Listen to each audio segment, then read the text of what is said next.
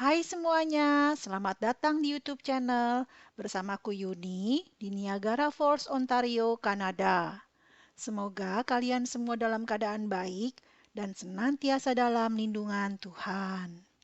Di video kali ini aku mau share tentang bagaimana kita menjalani masa-masa sedih, masa-masa berduka saat kita sedang kehilangan orang-orang yang kita kasihi karena mereka menghadap ke Tuhan, ya. Nah, saat ini di Kanada juga di banyak belahan tempat di seluruh muka dunia ya, banyak di antara kita yang kehilangan anggota keluarganya, teman, sahabat, orang-orang dekat karena penyakit COVID ini. Dan juga sejak tahun lalu beberapa sahabat karibku juga ada yang menghadap Tuhan secara mendadak karena sakit penyakit ya. Sepertinya kedukaan ini merundung seluruh dunia. Nah, di video kali ini aku ingin share tentang pengalamanku ketika ayahku dulu meninggal mendadak karena kecelakaan lalu lintas. Ya, bagaimana kita semua menjalani masa-masa itu, bagaimana kita menghadapinya. Ya, ini akan aku share, guys. Oke, semoga dengan video ini kalian yang sedang bersedih dan berduka bisa mendapat kekuatan. Oke, selamat menyaksikan ya.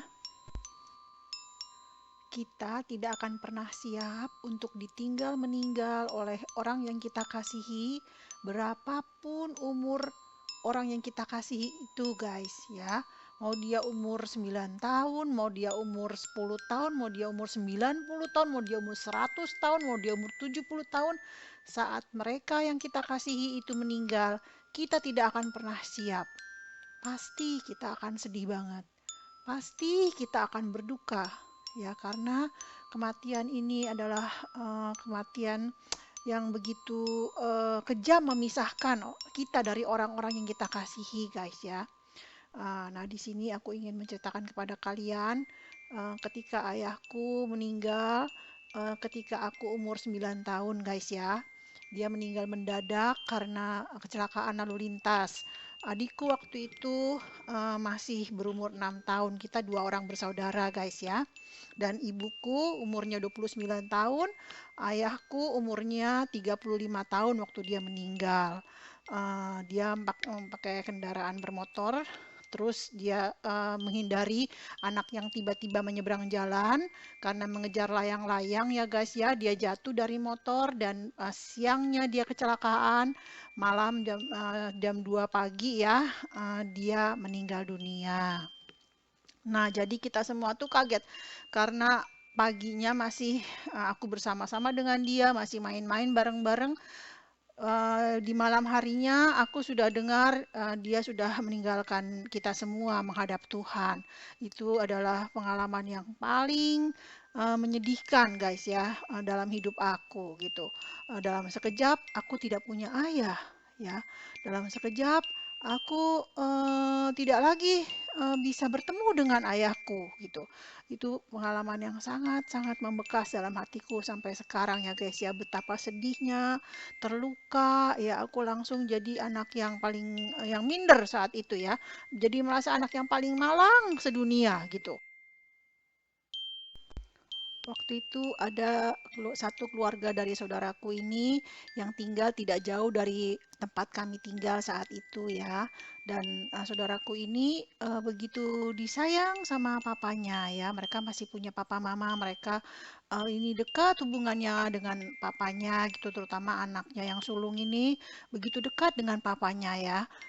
Aku suka sedih dan minder ya kalau ngelihat tuh dia saat lagi di bangku papanya, saat lagi mereka berkumpul bercengkrama dengan papanya, aku merasa sedih banget gitu. Karena dulu aku tuh dengan papiku juga sangat dekat ya, guys, ya. Dan makanya ketika dia pergi meninggal tiba-tiba begitu, aku sangat kehilangan sekali karena dia adalah sosok yang terdekat denganku saat itu. Dan ketika melihat saudaraku itu bercengkrama, bermanja-manja sama papanya, aku tuh merasa sedih sekali. Aku teringat sama papaku gitu dan aku iri ya sama saudaraku ini, dia masih bisa bermanja-manja dengan papanya sementara papaku tuh udah nggak ada. Aku berduka gitu ya saat itu. Nah, terus beberapa tahun kemudian, guys, aku melihat dan mendengar bahwa papanya ini nggak pernah pulang lagi ke rumah karena dia memiliki wanita lain di luar kota gitu ya. Eee, Dia ini nggak pernah lagi peduli sama saudaraku dengan istrinya, dengan anak-anaknya sudah tidak pernah peduli lagi. Nggak pernah pulang, nggak pernah juga memberi tunjangan dan sedih sekali, mereka sekeluarga ini ya guys ya. Mereka sekeluarganya, merasa terpuruk karena, juga malu memiliki papa seperti ini, saudaraku ini. Juga, mamanya juga, sakit hati ya karena papanya ini nggak bertanggung jawab lagi terhadap mereka sekeluarga gitu. Dan mereka ini sangat sakit hatinya di situ. Terus saudaraku bilang, Yuni, kamu lebih beruntung ya daripada aku katanya. Kalau kamu, papamu kan ketahuan ya pergi karena meninggal di menghadap Tuhan. Nah kalau papaku ini pergi meninggal karena meninggalkan kita semua, karena dia melupakan kita karena dia memilih untuk bersama dengan wanita lain dibanding dengan keluarga kita, dibanding dengan bersama-sama kita katanya gitu. Aku tuh malu Yun katanya gitu. Ini aib buat kami gitu ya. Juga sakit hati katanya saudaraku gitu. Nah di situ baru aku sadar guys. Selama ini aku tuh merasa orang termalang sedunia ya. Papaku tuh pergi menghadap Tuhan dengan tiba-tiba seperti itu yang bikin kita shock semuanya. Ternyata saudaraku ini lebih kasihan gitu bagi saudaraku yang papanya ini pergi meninggalkan keluarganya demi untuk bersama dengan wanita lain ya guys. Tuhan juga memberikan pertolongan pada saat situasi semakin krisis ya, keuangan mereka juga semakin menipis, sudah mau habis ya untuk membeli makanan sehari-hari. Tuhan memberikan pekerjaan bagi mamanya ini ya. Dia diberi peluang untuk mengelola sebuah warung makan. Jadi keluarga ini bisa survive guys ya. Bisa mamanya bisa menutupi kebutuhan anak-anaknya, bisa menyekolahkan anak-anaknya, sampai semua anak-anaknya bertumbuh dewasa. Jadi mamanya ini juga yang tadinya tidak melihat jalan gitu ya, bisa ternyata guys yang tidak pernah bekerja sebelumnya, bisa melalui masa-masa itu membesarkan anak-anaknya dari kecil sampai mereka semuanya beranjak dewasa guys. Jadi Tuhan sungguh baik. Juga aku mau ceritakan, mamiku itu ini hanya pendidikannya lulusan SMP saja guys ya. Semenjak papiku meninggal, itu dia membesarkan kami berdua sampai saat ini dia tidak pernah menikah guys ya. Jadi dia membesarkan aku dengan adikku saat itu dia seorang diri. Dia kerja mati-matian, dia buka kantin di sekolah paginya, malamnya dia ngejahit gitu ya. Dengan susah payah ya dia kerja keras, kita hidup prihatin. Tapi mamiku selalu bilang, sampai sekarang dia masih ingat, heran ya katanya gitu. Setiap kali anak-anak perlu biaya untuk sekolah atau biaya untuk apapun juga yang perlu uang, dia tuh heran. Tiba-tiba nanti ada orang nyuruh dia bikin ini, bikin itu. Jadi itu aku selalu dapat uang untuk mencukupi kebutuhan anak-anak kata mamiku gitu guys ya. Jadi di situ aku melihat eh, Tuhan itu tidak lepas tangan terhadap kami. Dia panggil pulang papiku gitu ya. Dia panggil pulang ayahku, tapi dia tidak lepas tangan terhadap kami dengan anakku dengan adikku. Walaupun kami prihatin makan hanya seadanya saja, tapi tidak pernah satu hari pun tuh kami tidak bisa makan. Selalu kami makan ya guys ya gitu. Walaupun cuma sederhana, tapi kami selalu bisa makan. Dan setiap bulan kami dapat bayar uang sekolah, tidak pernah terlambat ya guys ya. Kami bisa terus sekolah, walaupun dengan situasi yang prihatin, situasi yang serba pas-pasan gitu ya guys ya. Aku dengan adikku selalu bisa kita untuk beli buku sekolah, untuk kita bisa pakai seragam sekolah, sepatu kita juga selalu ada, walaupun juga nggak selalu sepatu baru ya setahun sekali gitu guys. Dan kalau robek-robek ya ada tukang sepatu, pakai tukang sol sepatu dijahit-jahit sepatunya gitu yang udah mangap-mangap gitu ya. Jadi walaupun dengan prihatin, aku dan adikku selalu bisa makan, selalu bisa sekolah. Bahkan juga kita bisa kuliah ya guys ya. Saya dengan adik saya juga, aku dengan adikku berdua ini kita bisa lulus kuliah. Itu semua juga mamiku heran.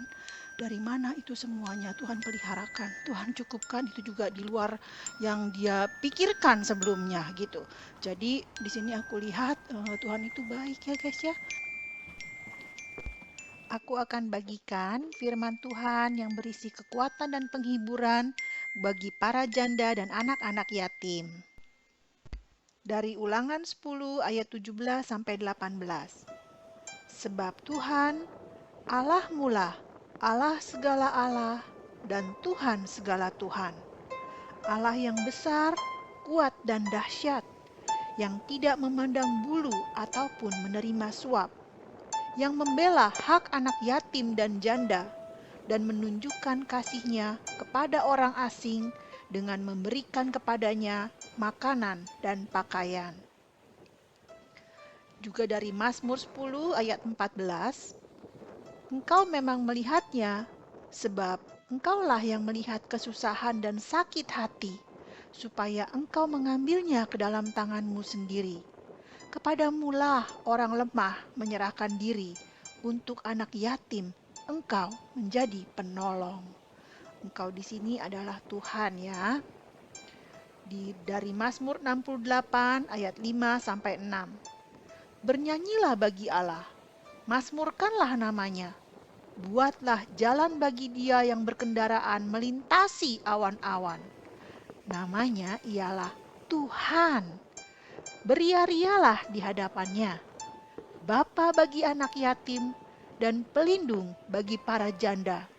Itulah Allah di kediamannya yang kudus.